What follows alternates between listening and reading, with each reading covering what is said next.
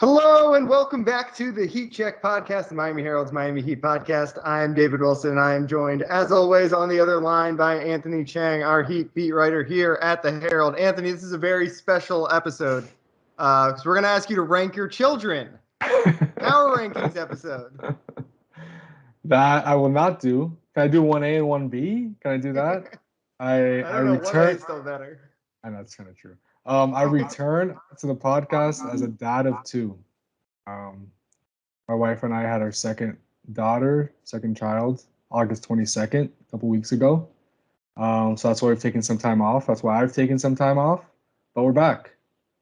Yeah, and we got some stuff to talk about. We want to just kind of catch things up here. We got training media day coming up in a few weeks here. So in a little bit of time here, Anthony will be back in the full swing of things, and we'll be back to weekly episodes. But we didn't want to abandon you guys for too long. Anthony missed it. He's itching to get back to work. I can tell.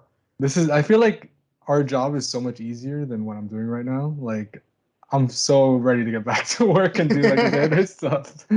This is being a full-time dad is tough. It's a hard job. I will say it's a hard job.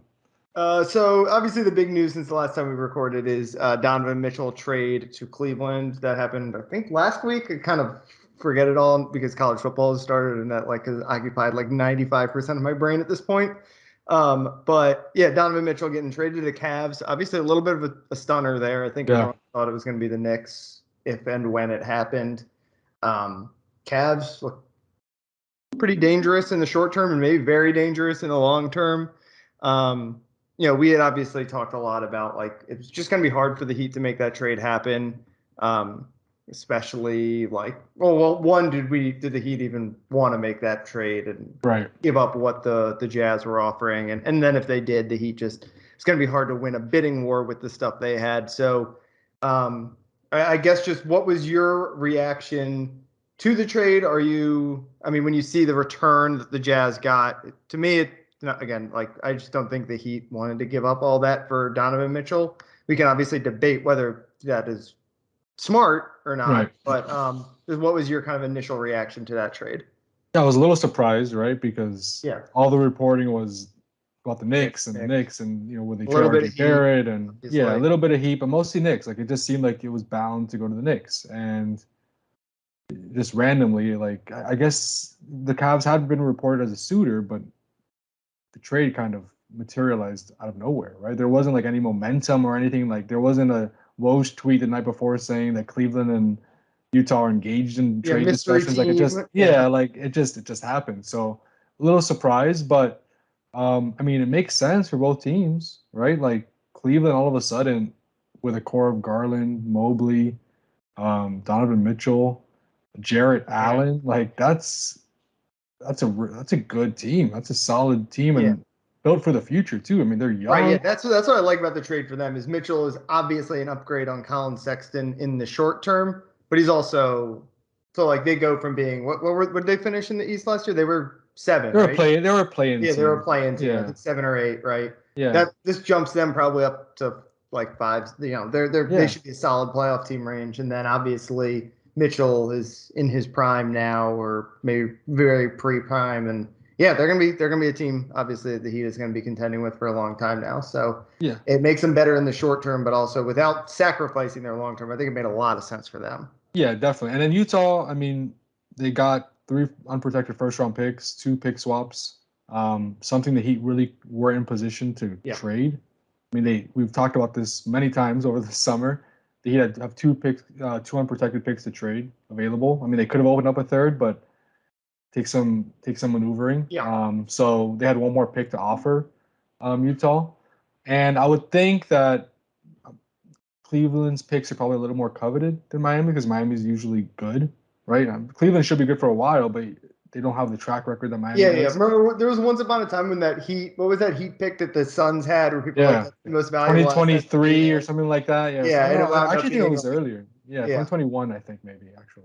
People were that's the most valuable pick in the league, and then I think it ends up being the bubble season. I think it was that pick, right? Yeah, it didn't turn out to be that valuable. Markkanen, who's obviously a good player. Colin Sexton, who I know there's mixed reviews on, but he's talented, right? Like they got him on a pretty affordable deal, 4 years, that's $72 million. Definitely more affordable than anything that Jazz could sign Herald to as far as an extension. And they got the Cavs first round pick, the 14th pick in the draft, a lottery pick. So they got 3 young players to help with the rebuild, 3 unprotected picks, 2 pick swaps. Like it's a pretty solid return, I think. Yeah. So the big, I think it was on a Ringer podcast, maybe Bill Simmons podcast. It kind of became a talking point on Heat Twitter. I think someone on that show basically said the Heat had a terrible offseason. And, we've talked a lot about how the Heat, we both felt like it made sense for them to basically hold on to their chips and wait for that all-in bet, whether or not it would ever materialize.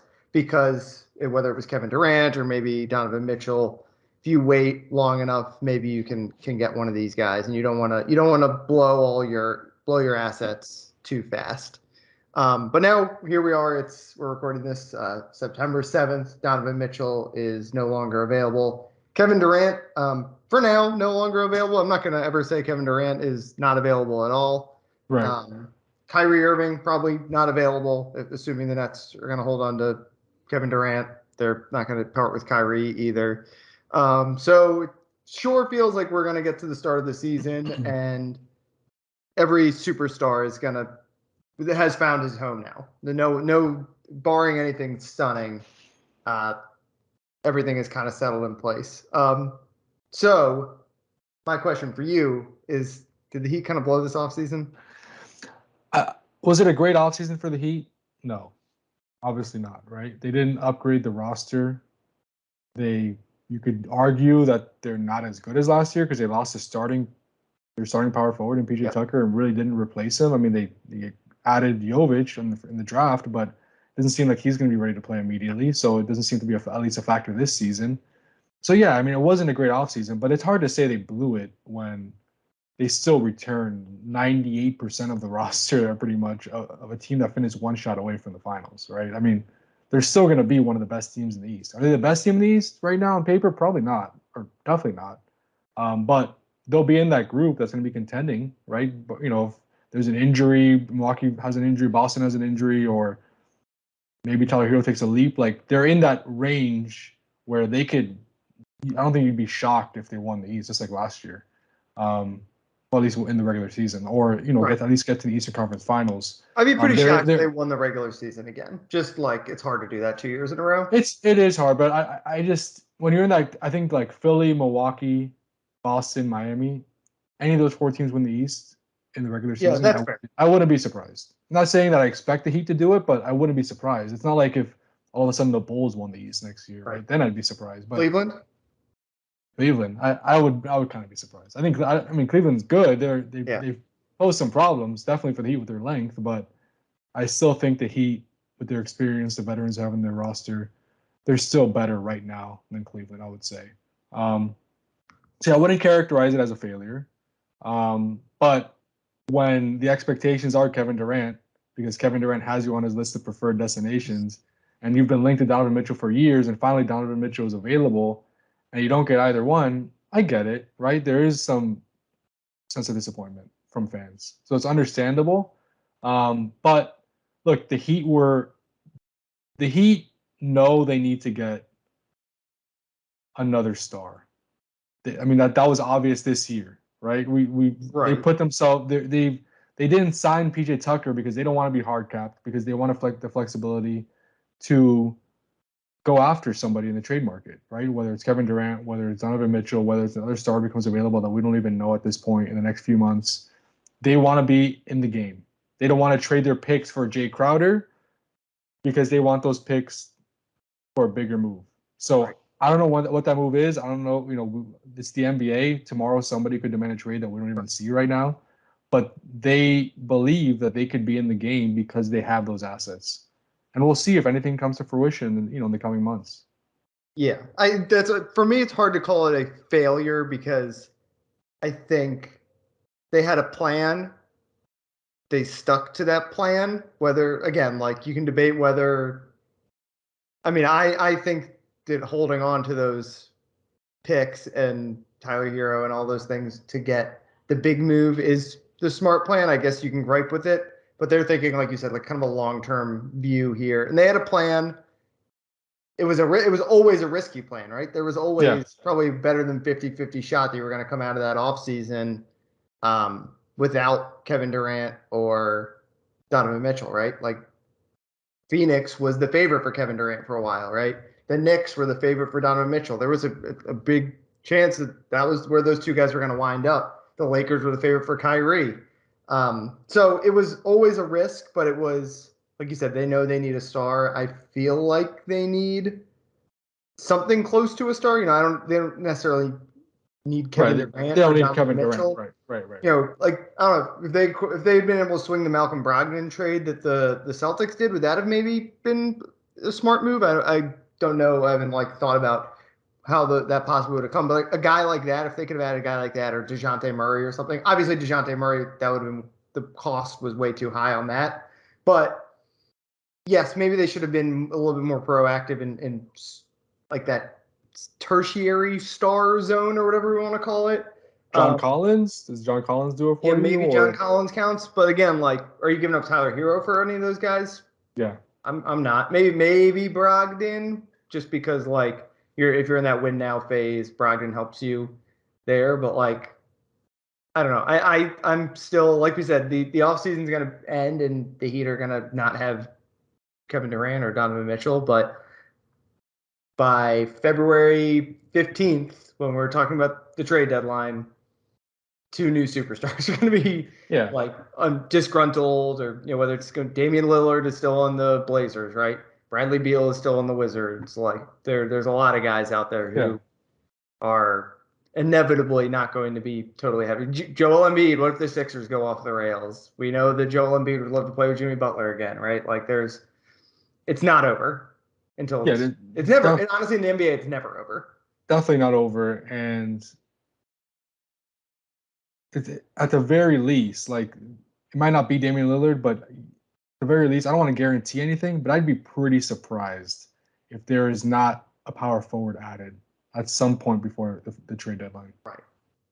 This is not the forward depth chart they're going to enter the playoffs with. It just isn't. I'd be very, very surprised. Right, unless Haywood Highsmith is the next PJ Tucker. Yeah, exactly. He's can be relied on to play 35 minutes a game, and is a 40% 3-point shooter, and is a versatile defender, and maybe then, but as with the expectations around this team, I would think that they're going to add a veteran forward, whether that is Jay Crowder, whether that is somebody who gets bought out or or waived. I don't know, but they're going to add somebody to fill that position. I just can't imagine that Caleb Martin is going to be their answer power forward for the entire season. Yeah, well, the other thing is now they get a little bit of time to assess things, right? You see, obviously it's not like this is a new look team, but the NBA changes. The NBA changes every year, right? The styles change every year. Right. And Tyler Hero could be starting now, right? Which is the expectation. Right. Which that leads to all different combinations. They get a chance now to watch 20 games this year and then say, this is the type of guy we need to add. Yeah, sure. And the other reason I wouldn't say this offseason was a failure for the Heat is, who did they really miss out on? This wasn't a great free agent class. They didn't have cap space. Yes, Kevin Durant was a possibility, but we all have learned in the last few weeks, the Nets really had no intention of trading Kevin Durant. It was all kind of almost like a PR stunt. It was just, they were trying to make it seem like they were looking to trade him, but I think their hope all along was to try to get him to stay for at least the start of the season and see what happens, right? With this team at whole and Ben Simmons available and Kyrie playing. And then Donovan Mitchell, it takes two teams to make a trade, right? The Heat just didn't have enough. They didn't have enough. They didn't have the picks to get it done. Or maybe they just didn't want to trade Tyler Hero for Donovan Mitchell, but they just couldn't find a match with the Jazz to get that deal done. So I just don't know. It's not like they missed out on some big name free agent that they could have gotten because they were going after Kevin Durant. There was no big name free agent they were going after. It was just, can we get Kevin Durant in a trade? Can we get Donovan Mitchell in a trade? It didn't work out. You move forward. You still come back with pretty much the same roster that just finished short of of getting to the finals. And you hope that Bam Adebayo makes a jump, which he should, right? He's a young, right? He's improved every year of his career so far. Tyler Hero should be better next season. Victor Oladipo, right? There's high expectations surrounding him, and maybe Kyle playing Lowry that six-man role. better shape. Like, there's a lot of guys who on paper are due to improve. Now, the obvious thing here is that Jimmy Butler at some point is going to start to decline. Yeah, well, that's why I want to ask you this. Not to interrupt you, Dave. I'm sorry, but I want to ask you. That's the counter argument here. Right. Jimmy is. You got to be more urgent. You need urgency. Yes. Jimmy's going to be 33, or I think this month in a few days. I think he's going to be 33. Looking back at it now, knowing how things played out, do you think the Heat should have just re-signed PJ Tucker to have the best possible roster for this season? He obviously would have given a 3-year contract at $33 million. It would have been hard cap because you would have been using the full exception. You would have been paying him $11 million at 40 years old. But you're going for now because Jimmy and Kyle's window is right now. You don't know how much longer Jimmy's going to be playing at this level. Yeah, probably. I mean, now looking back that we know that this Kevin Durant thing was probably, I was always you should trade Bam for Kevin Durant, make it happen because, and again, my thought process there was that Jimmy and KD are on the same timeline, right? If you get those two guys, sure, you're going to have to really rebuild 3 or 4 years down the road, but you have an ultimate championship window right now. And, I think now that we know that was probably never going to happen. Yeah. Then, maybe it made sense to keep PJ Tucker around. But at the same time, we know the Heat are really high on Haywood Highsmith. And there's other, like you said, they're going to add to this power forward. So the Heat always want to take the long view, right? They want to make good decisions in every situation. They know how, Pat Riley is still scarred from the Hassan Whiteside, Deion Waiters, that offseason where, one bad decision, too bad, they all of a sudden they compound and you're in a tough spot. Yeah. So I get their reticence to do that because on paper it's one bad contract, but eventually one bad contract can become 2, and once you got 2 or 3, you're really hamstrung. So we both at the time said that's way too much for PJ Tucker. So this is ultimate hindsight is 2020, right? And obviously we're not even there yet because maybe PJ is going to fall off this year. Who knows? But yeah, there's a real argument to be made that they probably would have been better suited to just do that. But at the same time, like we said, there's going to be stars available, and the Heat always think they can wrangle one of those guys. Again, Bradley Beal doesn't seem to be moving anytime soon, but he's got a full no trade clause. So if he decides he wants to play for the Heat are going to have him. Yeah. If the Wizards start 5-20 this year, who knows? You just never know, right? And look, Tyler Hero's pretty good, right? I think people forget that. He had a bad postseason. He was injured. He had the groin injury, but he's 21 years old, I believe. 22, won 6th Man of the Year. Probably going to start this year. This is a big season for him. Name was in trade rumors all summer, but it seems like he's going to at least open the season with the Heat. We'll see what happens with the extension, which the deadline is next month. But a lot of this will be on him and whether he can take that jump to be, a more complete player, a guy who can handle maybe more defensive attention. Because that was the thing, right? Once he got trapped in the playoffs and teams are sending doubles toward him, it kind of took him out. But we'll see if he has an answer for that this year. He came back last year much improved. So would you be surprised this year if he comes back even better? No. He's young. He's shown a trend of, upward trajectory. So I think he'll come back a better player, and that will, I think, dictate what the ceiling for this team is. How much better Tyler Hero comes back next season. Also, it's a big difference. I know people kind of compare the 2017 offseason when the Heat re-signed James Johnson, Deion Waiters, and ran it back. There was a difference, right? The Heat. That team wasn't that good. They didn't make the playoffs. Well, but also that the Heat actively made decisions to run it back. Right. It doesn't seem like the Heat wanted to run it back. They're running it back because they couldn't get Kevin Durant. Yeah, remember how long it took them to re-sign Caleb Martin? They were trying other things. Other things, yeah. Yeah. And also for aggregators out there, real quick, I called the Kevin Durant trade sweepstakes by the Brooklyn Nets a PR stunt. I kind of meant it as just based on other reports. It doesn't seem like they were that intent on trading Kevin Durant, which I don't think is that shocking. But I don't want any NBA Central tweets out there saying Heat reporter calls Nets effort to trade Kevin Durant a PR stunt. That's not what I meant. Anthony hasn't slept a lot lately. Exactly. Please give me a mulligan there. Speaking of Tyler Hero, like now, obviously the big rank, there's the extension now out there, right? That this now means like there's pretty much no reason not to give him that extension, right? Yeah, but I still would expect the Heat to wait till closer to the deadline. Because why not, right? Like why do it any sooner than you have to? Because who knows what could happen in the next few weeks. I mean, be surprising if like someone asks for a trade right before the training camp. But again, it's the NBA. Would you be shocked? So I think the Heat. I would expect the Heat just based on their history. It's not based on the reporting I've done, but just based on their history with like guys like Justice Winslow, Josh Richardson, Bam Adebayo, they usually reward the guy with an extension when it's due, right? And it's a smart move to make, especially to keep the relationship with the player. Yeah, they did it with Bam when the Giannis possibility was still out there. They did it with Justice. They did it with J. Rich. They will probably, I would expect them to do it with Tyler Hero, but I don't see why they would do it any sooner than they have to, right? They're not competing against anybody. They can wait till the last possible day if they want to. So I still think it probably happens in October. Okay, I think that about covers it on the biggest story and how it relates to the Heat. I guess the other piece of news this weekend is Tim Hardaway going into the Hall of Fame. Yeah. Obviously one of the best players in Heat history. Probably one of the most maybe the most underrated player in Heat history, just because of, he's not Zoe and wasn't a champion, right? He wasn't part of any of the championship teams.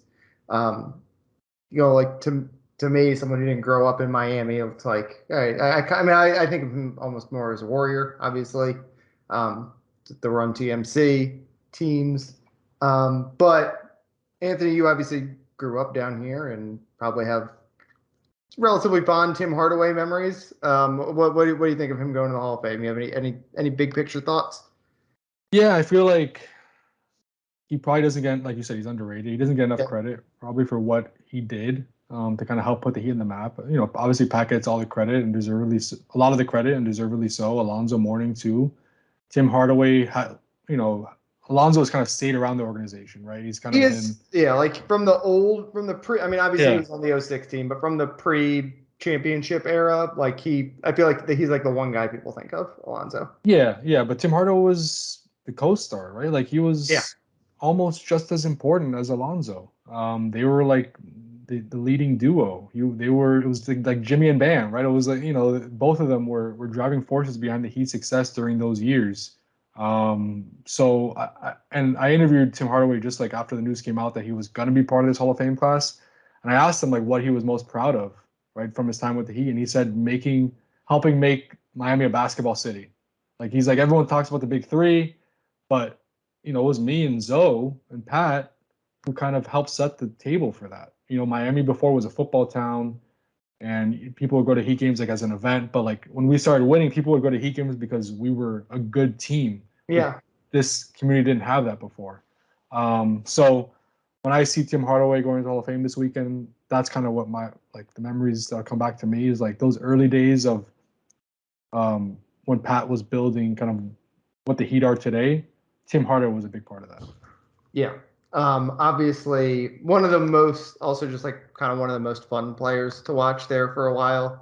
One of the best ball handlers of all time, really before now is he a better ball handler than Kyrie or Steph? Like now everyone can do that, but he was his crossover was like one of the original signature dribble moves in the NBA, right? Like that and like the Sham God for a long time were like kind of the two, and basically anything Jason Williams did, right? Like he was flashy in a way that was more rare back then in the ugly spacing era of the NBA.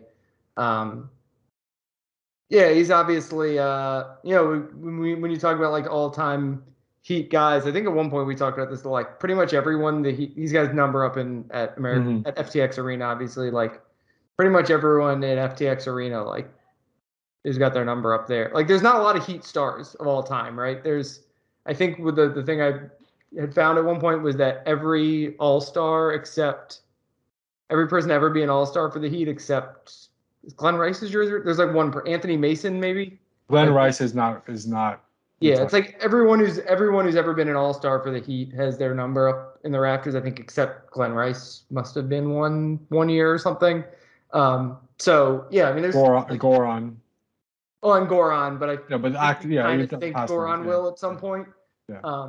So in Heat history, obviously they've had some of the biggest stars in NBA history. They obviously had Shaq, they have LeBron, Dwayne Wade. Like those are three of probably like the 50 most famous NBA players of all time. But beyond that, like there's not, Zoe is obviously a big star in this community specifically, but like the Heat have not had a lot of guys necessarily to celebrate like that. And so yeah, I think Hardaway is worth celebrating for this franchise, especially because you said I like the way you put it that he was part of what the foundation, right? The Heat are probably not, if it doesn't go well for Pat Riley in those early days, like does he stick around and like he had accomplished so much by then, right? Like it's not like he needed that to like keep building his legacy. He probably would still be coaching because it doesn't seem like he has any other interests other than basketball. But yeah, he matters to this franchise, and like I said, the Heat just because they're a younger franchise, and until obviously 2006 hadn't won championships. They don't have the Celtics or Lakers legacy or history. But so I think a guy like Hardaway, it's worth celebrating in Miami. Yeah, and for all the success the Heat has had over the years, Tim Hardaway still is the all-time leader in three-pointers made for the franchise, second in assists, sixth in steals. Like he was, Duncan Robinson is three-pointers. Duncan Robinson. I think Duncan is second. Duncan is coming for that record if he stays here long enough. Yeah, right, I was gonna say like for a long time we were like Duncan Robinson no-brainer, but if he, obviously if they make a trade at some point, he just or he doesn't play, he's on the rotation again, right? But you would think Duncan at some point will coming for that record. I mean, honestly, if he stays here long enough, he probably will. But Tim Hardaway is still number one, which is kind of insane when you think about like how much the game has tilted in the 3-point direction, and like that Tim Hardaway still stands at the top of that list with all the great players that he'd have had. But I also think we should mention like Tim Hardaway should probably be in the Hall of Fame already. Like it took him a while to get in. Well, yeah. So and a big part of that, it's like. Does Tim Hardaway, like, based on the way the NBA puts guys in the Hall of Fame, yeah, he should be in the Hall of Fame. I know it's like Tim Hardaway is ultimately like he was great. Obviously, he was an all-star. Like he kind of falls in the Mitch Richmond zone, and maybe I just associate them together because they were Warriors together. Right? But yeah, obviously the way the NBA puts guys in the Hall of Fame. Yeah, I understand what you're saying, but I'm saying comparable, like guys comparable to him have gotten in a lot quicker. But a big part of the reason he didn't get in, we should mention this briefly, is his anti-gay comments he made in 2007 on the Dan Le Batard show. And, again, I spoke with him a few months ago, and he admitted as much. He's like, I know that they penalized me for that pretty much, and he learned from those comments. He's expressed remorse. He's now a gay rights activist. Like he's used it as an opportunity to better himself and to learn from that mistake. And you have to feel good for the guy because he deserves to be here, right? He deserves to be there. Yeah. So I'm happy that he's getting this, this opportunity because it's well deserved. Yeah, I mean that is such a part of his legacy. Unfortunately now, right? I think a lot of people, when they hear his name, it's probably, especially a younger generation, it might be the first thing they think of. I'll be interested to see if any of that comes up in his speech because, like you said, it's probably the biggest reason we're just now putting him in the Hall. But like you said, he deserves to be here, and by all accounts, I mean, who knows but by all accounts, he's kind of done the right things since those unfortunate comments 15 years ago. A long time ago. He's waited a while. He's also the father, I think, of arguably the best basketball player to ever come out of Miami-Dade County. You think Tim Hardaway Jr.? I mean, who's better? I mean, I know Udonis has a longer career, but do you think Udonis is better than Tim Hardaway Jr.? Based on what they've done in their NBA career? Yeah, like Tim Hardaway Jr. is. Well, it's honestly not that long of a list. You got Haslam, you got Hardaway, you got my guy Steve Blake, who obviously did not have a great NBA career, pretty good NBA career, but not as good as Hardaway or Haslam. James Jones. I'm trying to think. Tim James, he was good for but didn't have a great NBA career. There's not a lot. No, there's not. So that's what I mean. I know it's kind of a short list. Cameron Boozer is probably going to be the answer. Well, I was going to tell you, Boozer's kids might overtake Tim Hardaway Jr. in a few years, but right now, I mean, is that wrong? Like, no, it's probably him or Haslam. I would say, right? Yeah. I mean, Haslam, like, obviously, he's had maybe the most unique career in NBA history, so it's very hard to compare him. I mean, Haslam is going to have his number retired by the team. So yes, in that like context, sure, Haslam is better. I'm saying like just pure basketball, you can make an argument Tim Hardaway Jr. is a better player. Tim Hardaway Jr. probably had the highest highs of anyone, right? Yeah. I don't think Dade County's never produced like an all-star. I don't know. Now I'm like, I'm curious. Counting basketball players. NBA players from Miami. NBA players born in Miami, Florida. So this doesn't count the whole county. This is from Real GM. You want to like look up somewhere else in Miami? Yeah. Trevor Ariza was born in Miami. He's an LA guy though. Yeah, he was it's a weird one. I think he grew up in Brandon Knight. Like immediately moved to. Did we count Brandon Knight? I don't know where he's actually from. He played in Broward. Well, I don't know where he's I actually do think he's from like Miami. I think he's like Miami Gardens. He was private school. But he played in Fort Lauderdale. So I don't know. Yeah, he went to Pinecrest. Yeah. Anthony Mason, he didn't grow up in Miami, did he? No, I don't think so. I think he would probably be the answer then. I think it's Tim Hardaway Jr. Probably is Tim Hardaway Jr. Yeah. So yeah, that's another, just kind of a side story to Tim Hardaway's weekend. But I've often thought that he's a New York guy, but he was born. When I see Tim Hardaway Jr. play, I always think he's probably the best player to ever come out of Miami, which is kind of crazy. Yeah. But yeah, Palmetto High School, I think Palmetto High. Yeah, that sounds right. All right. I think we can wrap things up there. Anthony's got to go take care of change diapers. Yeah, got to change the diapers. So you can follow Anthony on Twitter at Anthony_Chiang. He's not tweeting very much these days, but he will again someday soon. So someday follow him there. Like we said, Media Day coming up soon, so we'll be back to basketball before you know it. You can follow me on Twitter at DBWilson2. I'm mostly in college football, just general football mode, I guess. But I'm enjoying the football here, by the way. On paternity leave, I'm like enjoying these weekends where a crazy college football weekend. Yeah. That LSU Florida State game is I was just cackling for the last 2.5 minutes. Yeah, that ending was very strange. And also, the Gator game was great. It was such a good game. Yeah, I missed most of that because I was coming back from the Miami game, and then I watched my Orange beat up on Louisville with the best running back in the country on a Saturday night. Nice. I was watching. That Gator game was. I didn't expect the Gators to win, but Anthony Richardson is very, very good. Very good. I'm a big Anthony Richardson fan. So, yeah, some good football obviously going on. Mario Cristobal, good start to the Mario Cristobal era. But it's hard to really judge anything until they go to Texas A&M in a couple weeks. I've been watching tennis. Francis Tiafoe just got another big win as we were recording this. So.